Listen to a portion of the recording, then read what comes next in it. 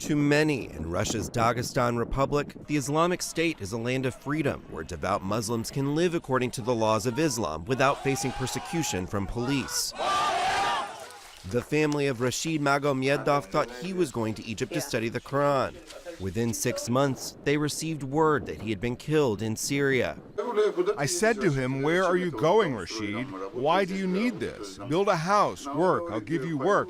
But he said, "I'm going. As long as they are not letting me live here peacefully, I'll go to Egypt for studies." He knew that I wouldn't let him go. I thought that it was possible that he might go there. Rashid had been detained several times by Russian security police and served 2 months in jail. The case was dismissed for lack of evidence.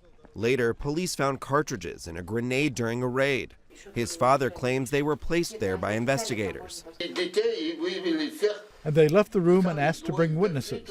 If I had arms at home, grenades, cartridges, where would I keep them? Under my bed? They threw them there and then said, "We found cartridges and a grenade," and I had to take the responsibility myself. Rashid's father, now serving a 2-year suspended sentence, says despair drove his son onto the battlefield in Syria. 2 decades of Russia's war on Islamic insurgency, mainly in Chechnya and Dagestan, has given rise to a culture of violence and police profiling, pushing conservative religious groups to the margins of society and into the jaws of the Islamic State. Russian officials have defended increased security measures, calling them preventative steps to deter radicalization and possible terrorist attacks. Some believe this has fueled an exodus of Islamic State recruits from the villages of Dagestan. For a Muslim, no pressure from law enforcement officials can serve as justification. It cannot justify this radicalism and extremism. Nearly a third of the estimated 3,000 Russians who are believed to have gone to fight in Syria are from Dagestan. The Associated Press spoke to more than a dozen residents who described how police tactics were playing into the hands of IS recruiters.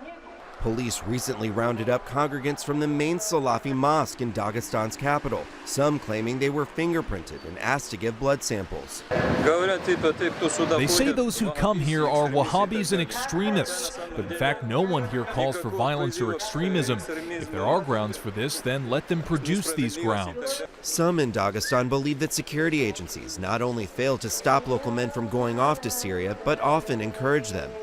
When Russia began its bombing campaign in Syria in late September, President Putin said one of the goals was to prevent Russian citizens fighting with the Islamic State from returning. But most young people who flee Dagestan, escaping repression and police persecution, have no intention of ever coming back. Matthew Burgoyne, Associated Press.